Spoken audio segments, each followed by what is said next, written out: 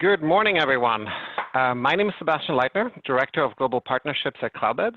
I have also the honor to take over as HEDNA President from Sarah Foltz in January of this year. HEDNA's mission is to simplify hospitality distribution through facilitating connections, education, and insights. On behalf of HEDNA, I'm delighted to welcome you to today's webinar on trends and recovery from COVID-19. This is part of a series of webinars that we will be hosting in the upcoming months on topics such as distribution, revenue management, and payments. Reach out to education@hedna.org to participate. And with that, let me turn it over to our host, Chinmai.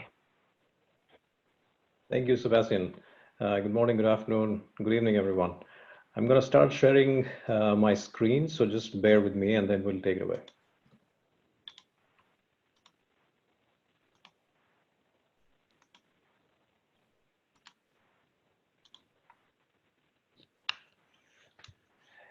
Good morning and welcome. We will talk about the current crisis that's going on with COVID-19. We have a pretty exciting panel. We hope we'll keep you entertained. We'll talk a little bit about some of the data and trends that we are noticing. And more importantly, we'll also talk about what do we see in terms of recovery when things start to come back, what trends can we expect by market segment, by channel, etc. I'm part of RateGain. I'm based out of the Dallas office in Chicago. We have a lot of associates all in the business of supporting travel. And this is who we have today. So very esteemed panel. Noreen Henry, Chief Revenue Officer of Sojern, has been in the travel industry for a long time. Previous roles included CEO of Wayblazer, and then she was also SVP with Travelocity Global. She's currently based in the Bay Area. I introduced myself, based out of Dallas, and then Philippe Garnier, he's VP of Distribution at IAG. He lives on the East Coast, speaks multiple languages, has some background in consulting, but has been with hotel chains for a long time, some large chains and some very relevant international experience with brands like Accor, etc. So without further ado, let me just jump straight away into the context for today. We'll share some interesting trends of what we are noticing in terms of booking volume, maybe if the recovery is starting to come or not, some intra-US trends. Then Noreen will take over, just talk a little bit about what we're looking at from a search volume perspective, some trends in marketing, consumer sentiment, and then we'll jump into a panel with all three of us. Sebastian will help us maybe with some Q&A, and we look forward to getting some questions, etc., from the group as well. So you can please use your chat options. So at RateGain, we have the benefit of looking at billions of transactions pretty much every month, not only from a shopping perspective, but also from a reservation volume. We process a few million reservations a month in a normal month. And what we started noticing, and these are global numbers across all geographies, that even though we started to see some decline in the middle of February for some international markets, the reservation activity really dropped off about 10-12 days into March. And then as it's visible in this particular graph, it's been a downhill journey since then. The only interesting thing is that in the last 7 to 10 days, we've started to see some recovery, especially being triggered by some international markets. So we'll discuss a few things around that as well.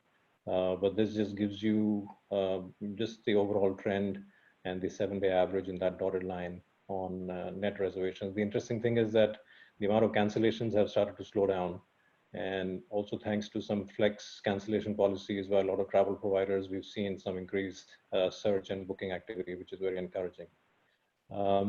Specific to the US, I think the participants today are heavily US based, but I know we have global attendees as well. We'll cover US, Europe, and China a little bit, just from a recovery standpoint. In the US, the downturn happened a little bit later compared to the international markets. Effective 12th March onwards, it was a pretty big drop. We saw at least the corporate transient business on the GDS just drop off almost immediately, and then the leisure travel, the long haul, the package vacation, etc., started to move. And then the last thing to drop off was individual leisure travel.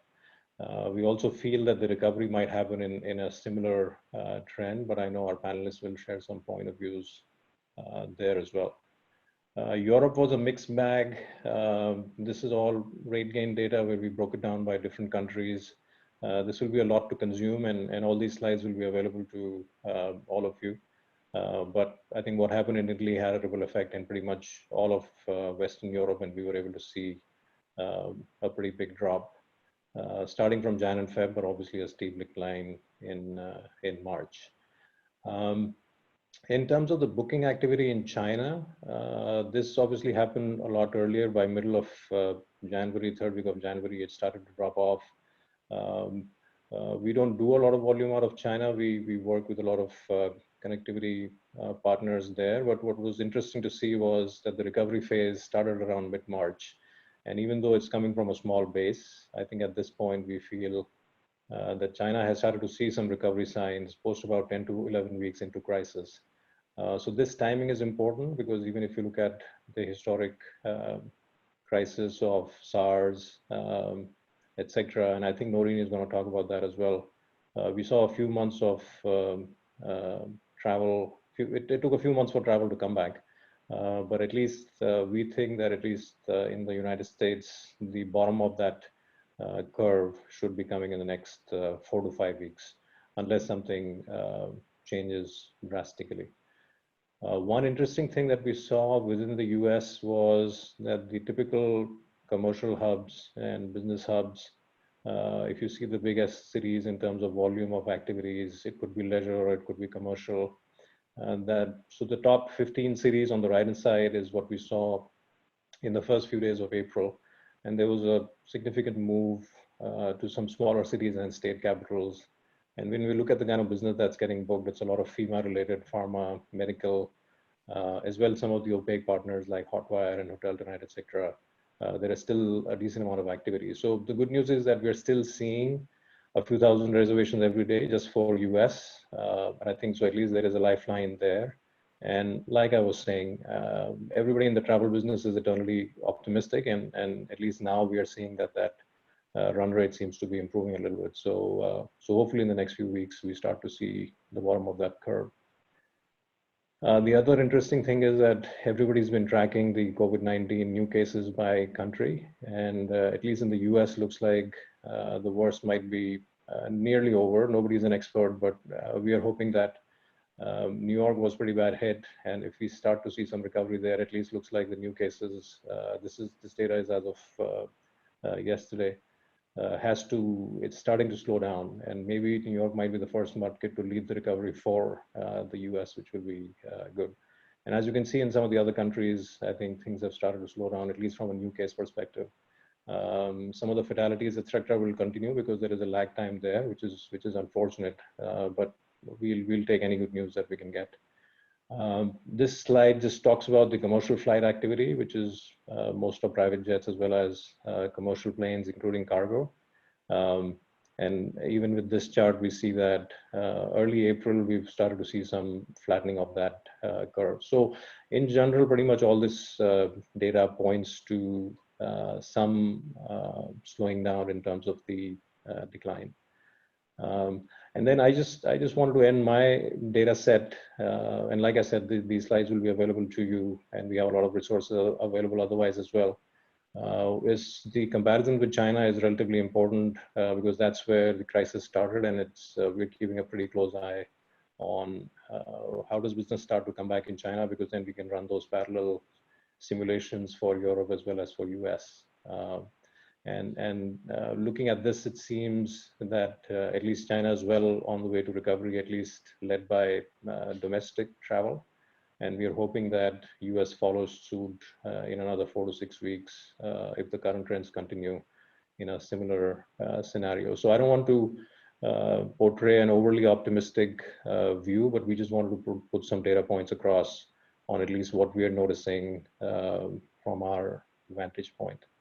I'm going to now hand it over to Noreen so that she can talk a little bit about what she's looking at from a Sojern perspective. Noreen, I'll let you share your screen. Great, thanks. So one moment.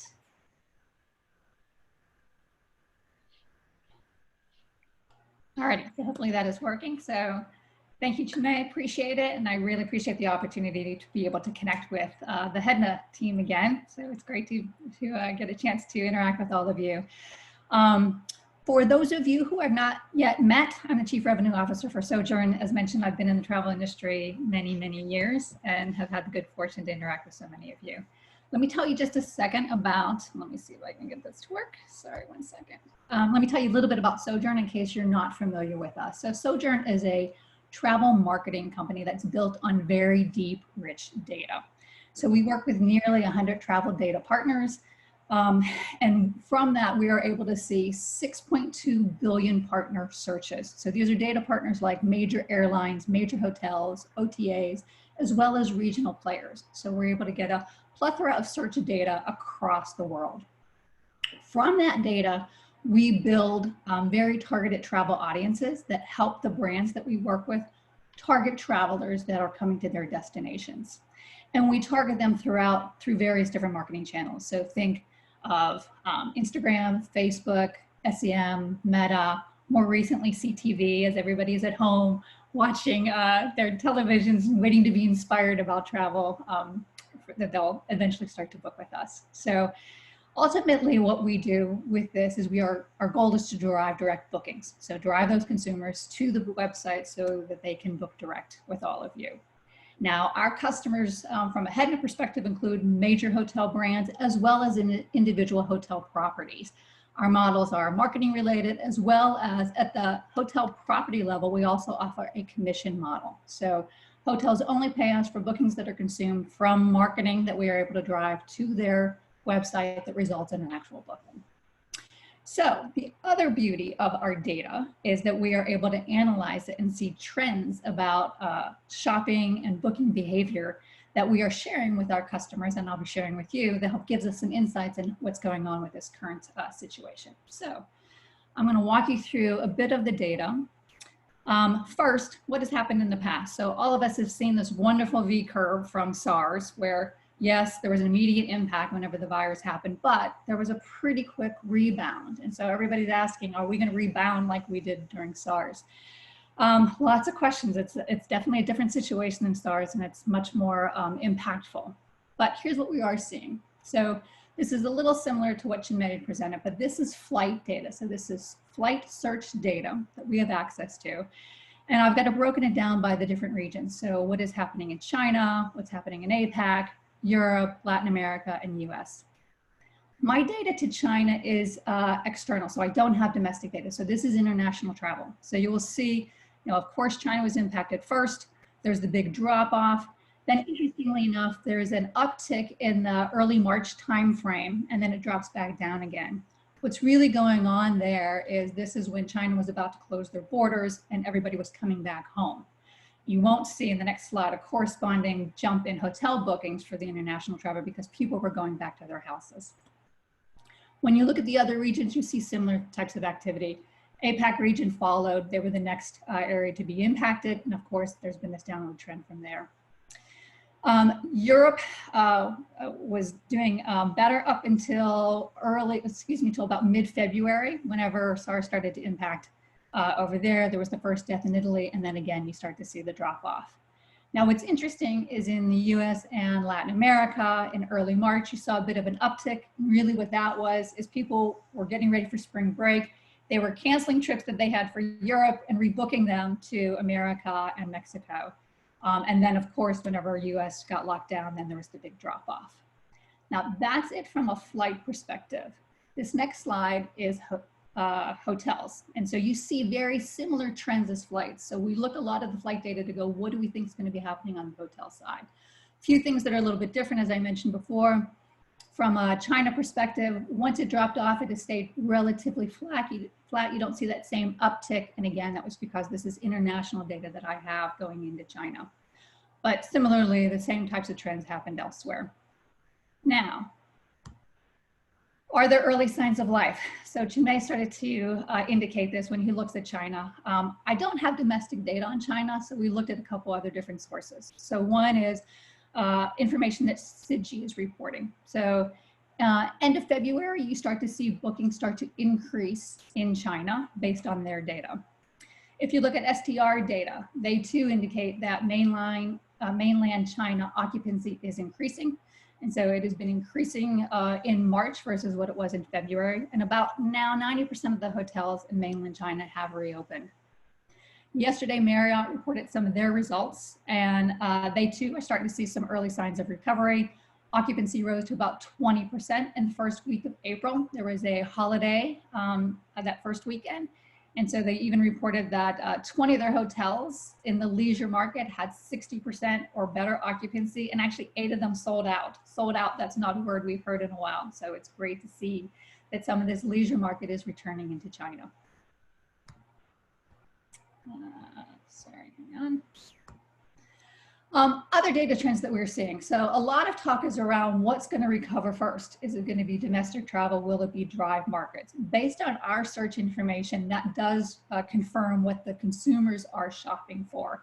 So when we look at search data, March of this year versus March of last year, you see that consumers are shopping for destinations that are much closer to them, particularly in the 0 to 100 mile radius, but all the way through 0 to 500 miles. You see a 12% increase year over year in shops to local destinations. So we think that reinforces the idea, of course, that local will recover first. And then as you start to look in the second half of the year, this is flight data, we are starting to see consumers are interested in traveling the second half of the year. This happens to be US information, and this is data on particular markets.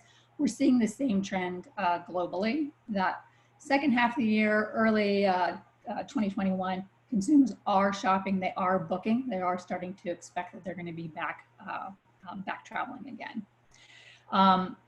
Part of what's driving some of that, of course, is the messaging that airlines in particular and hotels are putting out there about flexible cancellation policies. So people are not afraid to go ahead and book right now, knowing that they will have some flexibility if there are any kind of issues.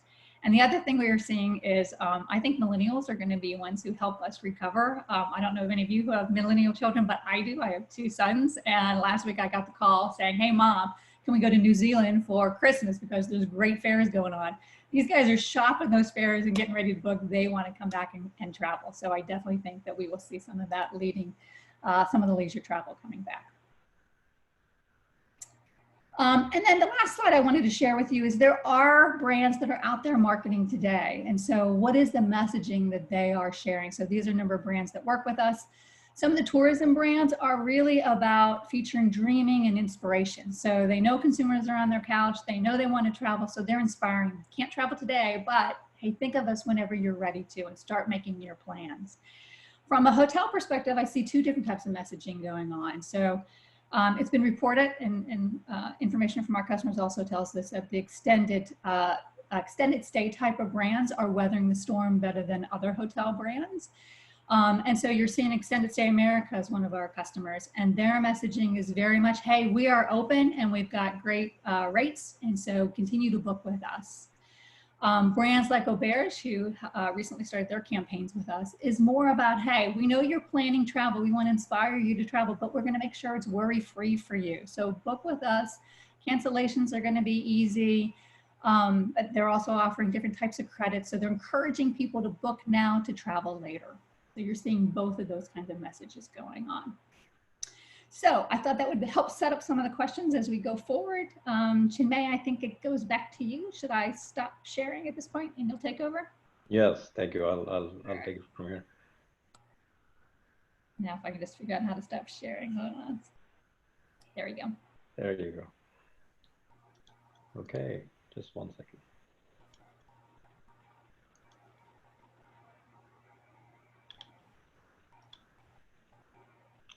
Great, and we're back on. So that was super helpful, Noreen. I actually have a follow-up question. Some of the comments and questions that we've received in advance of this webinar are from hoteliers, and they're wanting advice on what should we do in terms of digital media spend and social media spend when there is occupancies are at an all-time low. I think one of the questions that we should discuss is what are the best practices, what are things to consider do we get more analytical? How do you target customers that you really want to reach? Any thoughts there? Sure, I'll go ahead and take that one. So I think there's a couple different things to think about. So right now, similar to the messaging that I showed of other brands, it's about engaging customers. It's about staying top of mind. So it's not necessarily expecting that you're going to drive a lot of bookings right now. People aren't quite ready for that, but it's making sure the consumers are thinking about you as they start to plan their travel. And as you think about that, social media is a terrific place to be able to put your messaging. There is a big uptick in social media use right now. I think there was a stat that I'm going to look at this one. There's a 40% increase in usage for the population under 35 years old. So they're all spending extra time right now. So what are the types of ways that you can engage with them? How do you share your brand stories? How do you provide virtual experiences or just simply engage with them? So I think that's a bit about how you might engage today. Other things I would recommend that people consider at this time is you have a little bit of time right now before the surge comes back about how do you get ready for recovery? How do you make sure that your website is ready for traffic, ready to be able to handle direct consumers? So if there's anything you need to be doing to optimize your site, now is a terrific time to do that. A number of customers that we're working with, we're still signing on properties right now, which would seem odd at this time, but what they're doing is they're getting ready for recovery. They're getting our pixels put on their website so that whenever recovery comes, they are ready to be there. And then I guess the third thing I would say is it's really about messaging when you are coming back. So similar to what I had shared, it's giving consumers peace of mind that it's okay to book with you and you're going to cover them if there's any kind of issue, so that it's worry-free. You have flexible cancellations and you're encouraging them to be able to book now and do it with confidence that you'll take care of them whenever it's time to travel. Yeah, no, that's very helpful. One of our divisions is called BCV Social. We're headquartered out of Chicago for that business, and which is a niche social media agency. And the team there also sent us some thoughts on specifically to social media, what should be the approach. So I think the critical parts, a lot of this Noreen has already mentioned, is to just have a plan, both for internal, external communication, and break it into what's the current crisis. And then as soon as starts things to recover, what happens then? Like Noreen mentioned, there's a lot of data points that the social media activity is actually on the rise. So it's really important to stay in touch. I think some of the other important things are how the companies are behaving now. It won't be forgotten later. So there are a lot of examples of, ITB Berlin is a perfect example. I'm not going to name any brand. A lot of travel executives were traveling there. ITB Fair got canceled. A lot of hotels actually held on to those cancellation funds. And I can understand everybody's in the same boat, but it's travel people, right, who were traveling, and you just need to be flexible. And I'm pretty sure a lot of brands basically took a hit. So I think you just have to look at cancellation policies, what can do with loyalty points. CRM becomes equally important as well. And then in general, our input is that you just can't abandon marketing, right? The traveler sentiment will still say the same. They'll still do a lot of research when they start to travel, and you need to make sure that you're available. And anybody who's going dark will take a longer time to catch up. And all said and done, the CPC costs, etc., are more affordable as well. So I'm not saying to spend too much, but at least plan for that. I'm going to come back to some of the Q&A that we wanted to discuss. And a couple of really interesting things came up. And I would like Philippe's perspective on a couple of questions. Noreen mentioned that some extended stay brands are doing well, which is really interesting. Like you named extended stay.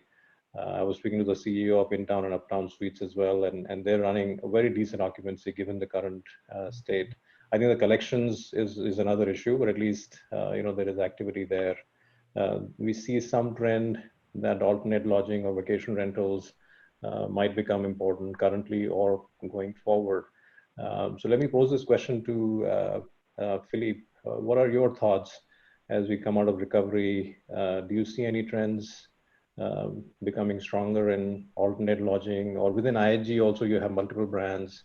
Any thoughts around some brands that might recover faster, or maybe they're even doing better right now? Thanks, Chinmai, for asking. Well, first, it's very important to project ourselves outside of the current situation. We really feel we're in the middle of the tunnel right now, and it's hard to see the light. But we take comfort looking at our 400 hotels in China, which have now all practically reopened, and who are gearing up to decent occupancy levels. I think looking at China tells us that it's not going to be the V recovery everybody expects, right? It's going to be a bit of a slow recovery, but there is recovery, so that's good news. If we look out of the 5,900 IHG hotels globally, we've got about 4,000 in the US. And it's not a public number, but I can tell you that the vast majority of IHG hotels are open and trading, which is something we need all our partners to be aware of. Now, some owners have decided to close because they rightly don't want to pay mortgage and pay employees at a time when you have very low occupancy levels. The occupancy levels are actually quite terrible, as you can imagine. But I take, call me weird, but I do look at the TSA numbers every day. You know, the numbers of people who go through a TSA checkpoint in order to take a flight. And I can tell you that on April the 13th, which is Friday, there were 102,184 passengers in the US who went through a TSA checkpoint to catch a flight. And that same day, a year before in 2019, there were 2,484,580 passengers doing the same thing. So it's a factor of 4.1%, right? So there's 4.1% passengers versus last year flying.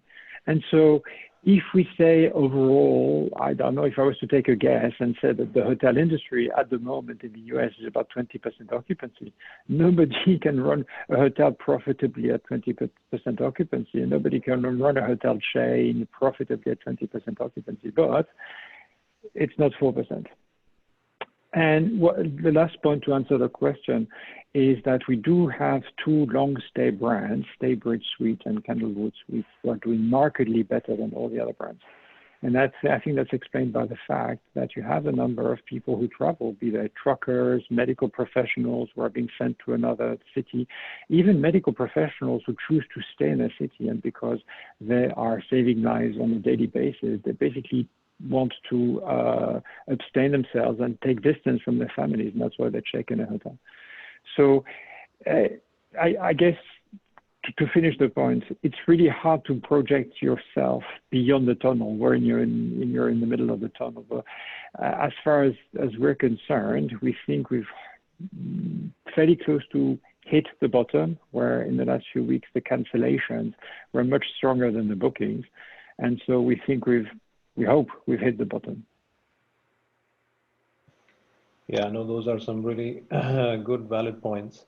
And maybe this question is both for Noreen and for Philippe.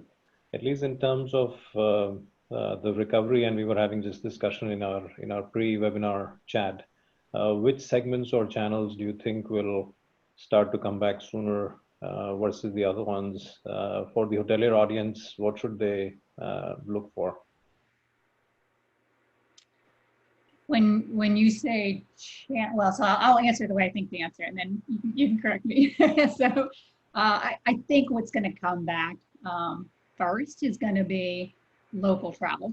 And so it's going to be, how do you engage your local community? How do you, host different events, feature the pool so the family can get away and experience something different than being in their home. Everybody's kind of cooped up and ready to get out. So I think it's going to be local first, figure how you engage that, then a bit more drive, and then it's eventually going to expand beyond that. When you think of the types of travel, again, I think probably it's going to start with just weekend getaways. And then eventually you'll start to see some dry markets where it's a longer week vacation, et cetera. But I think it's going to be a gradual comeback. As people start to get more comfortable, they got to feel safe staying there. They got to feel safe leaving their home. And so I think you'll see it recover from that perspective. Yeah, so for me, one of the big downsides of working from home is in my drawer in the office. I have an amazing crystal ball that I can look at that tells me everything that's going to happen in the next 6 months, but I can't look at it now. So it's going to be very difficult to make a prediction without that implement. But I would agree with Noreen, though, in saying that it's going to come back slowly, but I would expect leisure would come back actually a bit sooner.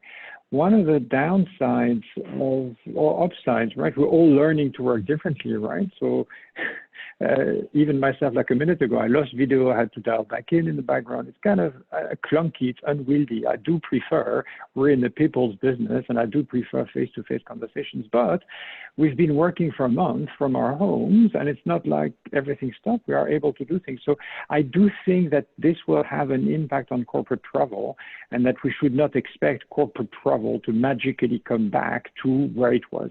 I think corporate travel will come back, but it will probably come back at a lower point to where it was in 2019.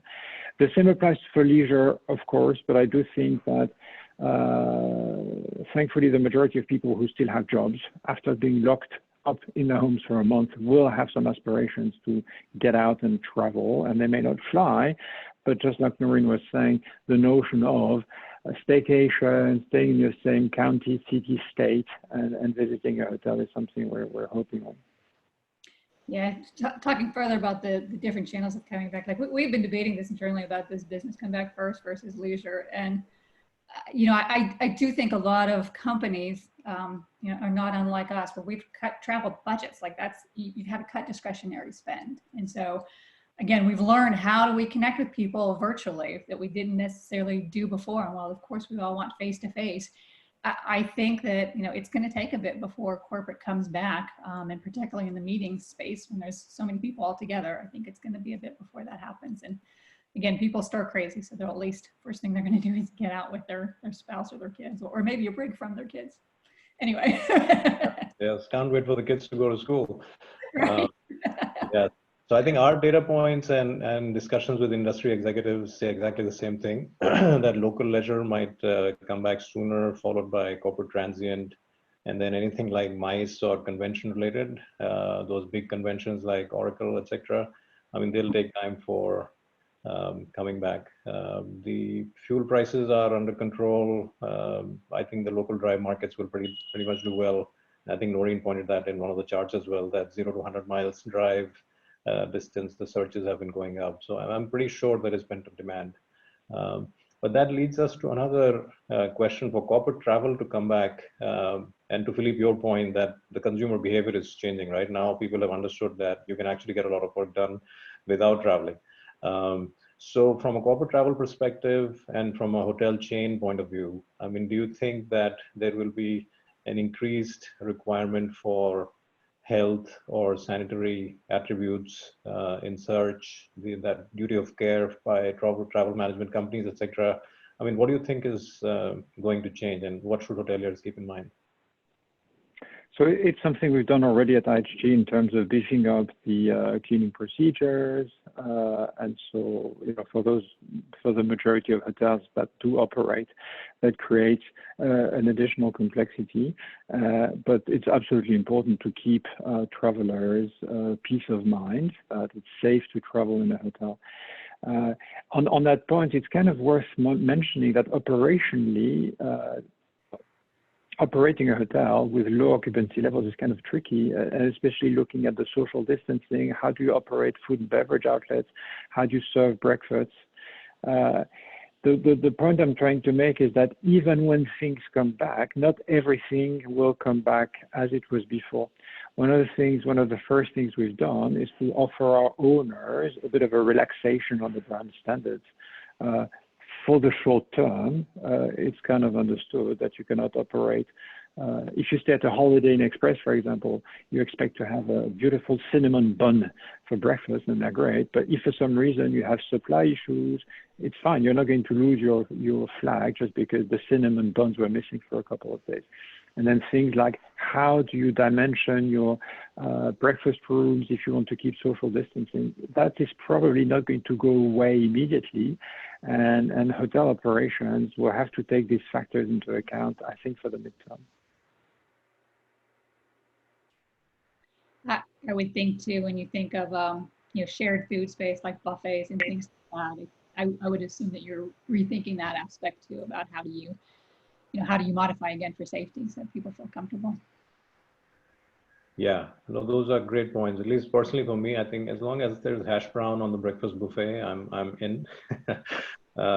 Yeah, hopefully we won't see a lot of changes. We've got a bunch of Q&A coming in, and some of them are on a similar theme. Let me just try and see if we can take some of those. One of the questions that came to me actually via WhatsApp through another contact who's on the webinar is this whole focus. I mean, there's always a debate about OTAs and direct distribution. What happened during the downturn, the previous times? What is the relevancy now? What should hoteliers be looking at? There's always a cost associated with channels.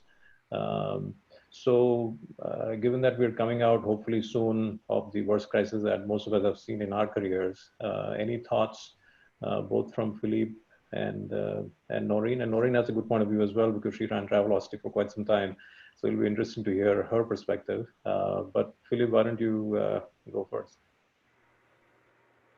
So, of course, these are unprecedented times, but revenue management is pretty powerful.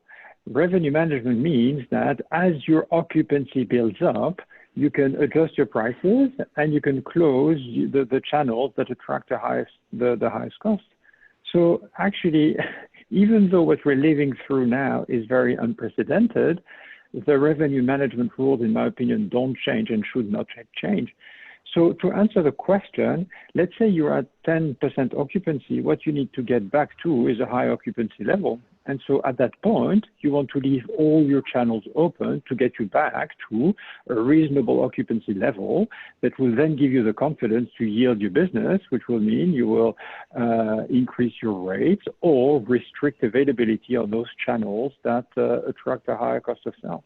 So the balance between OTAs and brands, you know, it's a fascinating debate. It's been around for like 15 years since I've been in this industry. I don't think it's hard. I think every hotel chain, including IHG, says to guests, you know what, we'd rather you'd book directly on our channels, our app, our call center, our web. But actually, we do recognize that third parties add value to our distribution mix. And so the way we make it happen is that we maximize our distribution opportunities, and then on a daily basis, we have extremely competent revenue managers who manage demand and yield accordingly. So let me give a little bit of perspective from my view. So I was, as mentioned, I was at Travelocity during two other big crises, so 9/11 and then the economic crisis. And the OTAs did truly benefit coming out of those, and they very much helped the hotels to fill occupancy. And they were really good at digital media. They owned that space and were terrific at being able to drive bookings. What I think is different this time around is the tools are much easier to be in the hands of hoteliers to actually drive direct bookings. And so my company is a big fan of direct bookings. So I think there's a balance here this time, that as you come out of this, is there an opportunity to modify the distribution landscape that you're not so dependent on the OTAs for your recovery? Like, can you have this balanced view on how do you leverage the OTAs for what you need, but how do you also make sure that you are driving those direct bookings and leveraging those tools to be able to do that so that you have some control as you come out of this? I thought it was interesting. I think it was Focusrite had an article where there were a number of Italian hotels. I think they were all in a webinar talking about how do they, they're basically zero, and they have the opportunity to redefine the landscape coming out of it. And so I think it's a bit about you being more in control of how you come back. Yeah, I think those are great points. And some of the other discussions that we've had with some folks was also around the world is shrinking. As you know, travel is a lot easier now compared to before. And that long tail of distribution connectivity continues to grow. And there are a lot of these localized OTAs in emerging markets, which might become the biggest outbound markets. I mean, China is one of them, India, Indonesia, etc. And it's very important for the hotelier community to understand what that healthy distribution mix looks like, because you also diversify your risks and hedge your risks a little bit. So each OTA has a unique geo strength. And I think it's really good to understand that how can you use data just to understand where business comes from, because the lead times, the spend on property, the length of stay, everything is so different.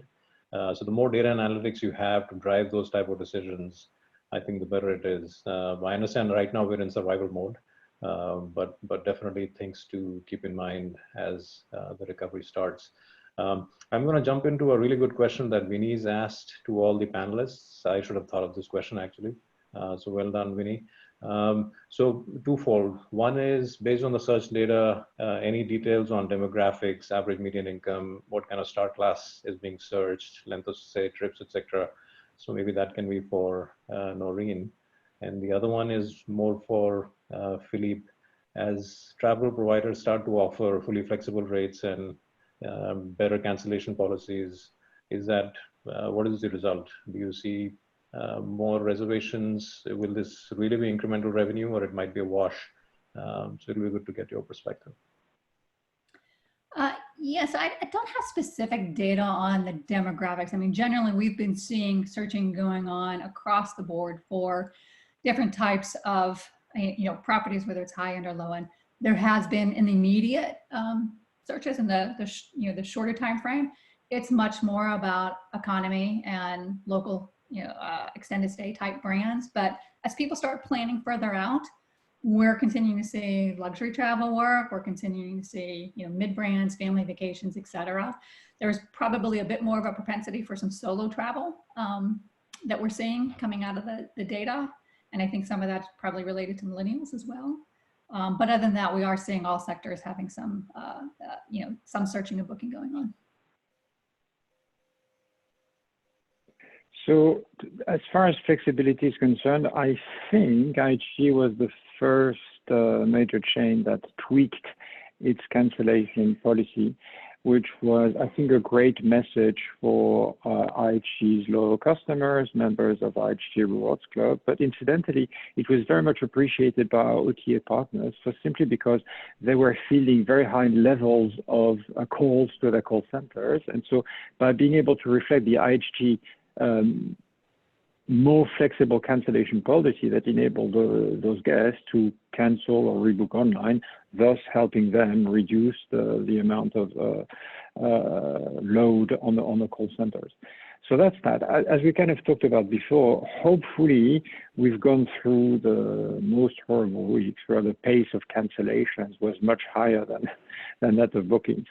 And so really we're now in a point where we're trying to articulate that, you know what, we're going to come out of this. Book now. You should start to dream about your next local holiday or your next trip, but we want you to feel very secure and confident that if things need to change, if for some reason the lockdowns continue, you'll have the flexibility. And so having very flexible products out there at the moment, we think, is a key to secure as much as possible from the few booking potential that exist. Yeah, I think those are great points. Go ahead, Noreen. No, I was just going to ask Philip. So, like, in addition to cancellation policies, like, are there things that you guys think about? Other things to help customers feel safe coming into your property. So I actually stayed at a hotel 2 days ago, and there was an extra distance between me and the front desk, keeping my social distancing, etc. But beyond that, I didn't get anything else that made me go, okay, things are good. Like, nobody's taking temperatures, nobody's doing things like that. And I know in other places, like in the offices, for us to even have employees come to the offices, we have to do those measures. Do you see any of that eventually coming into the hotels, or not necessarily? The answer is depends where. So if you look at the city of Beijing, for example, you cannot check in into a hotel without the temperature being taken. That's one thing, but you cannot check in into the hotel without having your certificate of immunity. Which logistically looks like it's a bit complex, right? Meaning you may have had the virus, you may have recovered, you may never have got it. So I think it's unfortunately beyond hotels in terms of what public policies will be able to deliver in terms of traceability for that. What the hotels do today is to really enhance the cleaning measures by much more frequent and thorough cleaning. disinfecting the door handles, the elevator buttons, and as we mentioned earlier, keeping social distancing in common areas. Thanks. Yeah, no, those are very relevant points. There's a question from an anonymous attendee. I'm pretty sure this must be either a travel buyer or a head of sales at a hotel. Question is, where do you see the ADRs going in 2021? Do you think hotels will be willing to extend 2020 corporate rates into 21? Philippe, maybe you give it a shot. Yeah, I still don't have the crystal ball. I'm going to say a few pretty obvious things, which is collectively, I think we know that when there is no demand, the last thing you want to do is to decrease your rates too much because it's not going to stimulate demand. So collectively, you know that keeping your rates reasonably where they were is the right thing to do. But then individually, as an individual hotel, you're going to be tempted to take some share from the very small business that there is. And so as much as we know that it's not desirable, I do think there will be some downward pressure on rates, unfortunately. And so I think it's too early to say how the corporate rates will behave for 2021. My apologies, I've been kicked out again. But I think it's too early to predict how the corporate rates will behave for 2021. I think it's too soon to have these conversations because, as we mentioned before, the major corporations who travel are not even sure how and when they are going to start resuming to travel. Yeah, I think that's a valid point. And typically in any recovery, occupancy will always come first before people get the confidence on rates. At least what our discussions have indicated with some leading travel providers is that they want to make it as easy as possible. So I think it's a fair guess to say that rates probably will stay the same and definitely not go up. If anything, there might be some pressure, which is unfortunate because I know that the profitability hurts. But we've just, during these unprecedented times, I think as travel providers, we need to make it as easy as possible to kickstart that travel. Although we do have enough examples that during the last downturns, the ADR takes forever to come back. But at least in our analysis, we've seen that this time, luckily we didn't see as many instances of rate spirals going down because I think the hoteliers understand that below a certain point, you can't influence demand.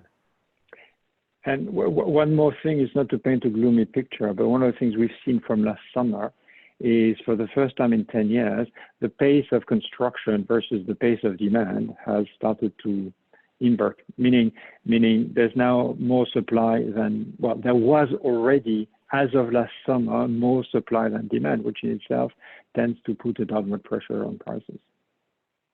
True. One related question from Jeff Ulrich about, do you think we should get rid of guest amenity fee? There was that big debate on resort fee in Vegas as well as Caribbean, etc.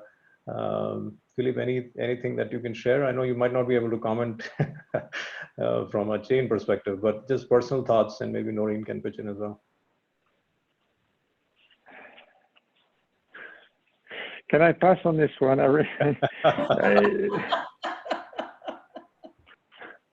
Sure, no, look, that's absolutely okay. I'll just echo the previous comment, which is when you're at a very low occupancy level, what you want is to get occupancy back. Right. Yeah, no, absolutely. Noreen, maybe you and I can banter about from a consumer perspective. Yeah, I mean, I'm not going to presume to tell hoteliers what they need to be doing there. From a consumer perspective, obviously, the easier you make it for consumers to be able to come back and not be faced with different rates that they didn't expect, the easier it is. But everyone has their appropriate pricing model based on what's correct for your hotel. Or am I dodging that one? So go ahead. Yes, no, I think that's a fair point. I'm pretty sure that this subject will be debated again. I know that some of the distribution partners, just all they were asking was just more clarity for the consumer so that they know what they're buying, which I think will become a little bit easier now. But yeah, I mean, it's all a function of revenue versus costs, and I think it's a hard one to debate.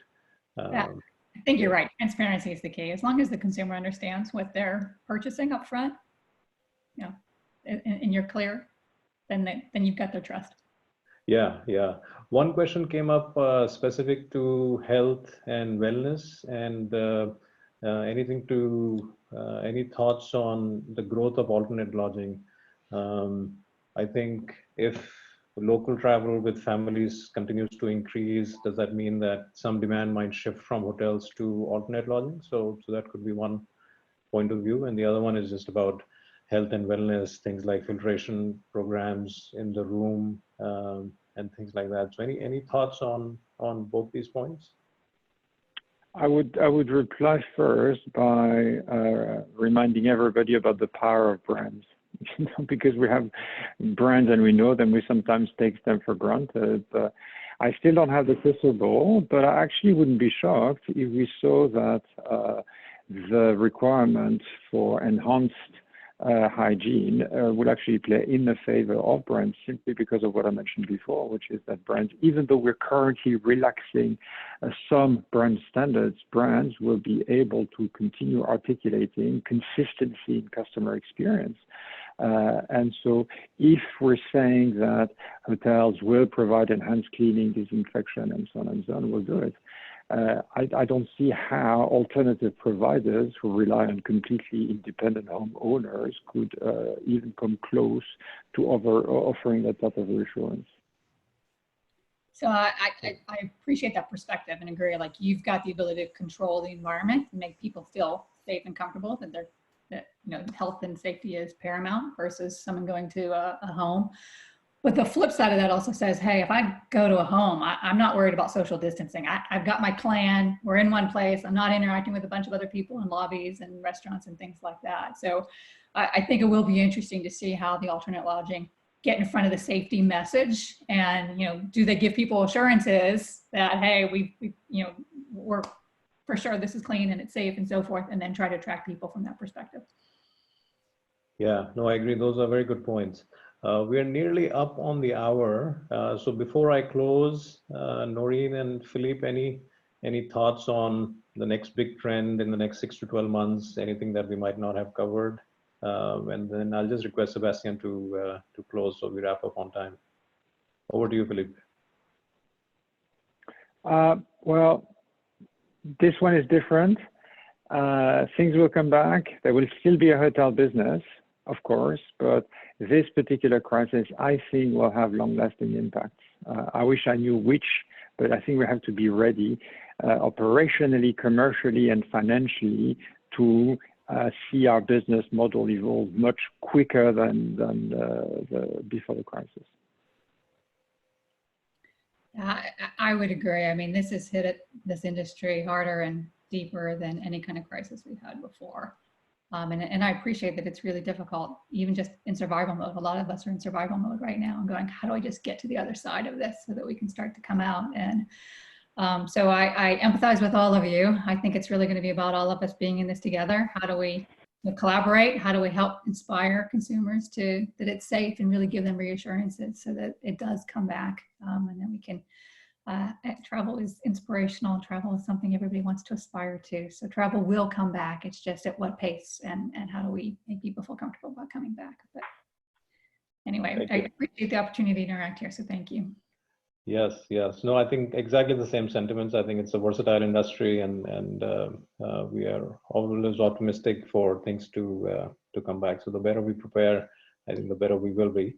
I've just posted a page of some of the links that we have for some more details on some of the reports that we have internal as well as through partners. And I think there is a blog going on at Sojern as well, which continues to get updated with COVID-19 related travel trends. So please feel free to make use of these resources. And I'm going to hand it over to Sebastian. Thank you very much. Thank you, Noreen. Thank you, Philippe. Thank you, Chinmai, for organizing this fantastic webinar. We have recorded the session and we will be publishing it on HEDNA.org. In the meantime, stay safe, stay healthy, and let's continue the conversation on HEDNA about how this industry is dynamically evolving at such rapid rate. But thank you very much, everyone, for joining today. Thank you, guys. Thank you very much. Stay safe. Thank you. Bye-bye.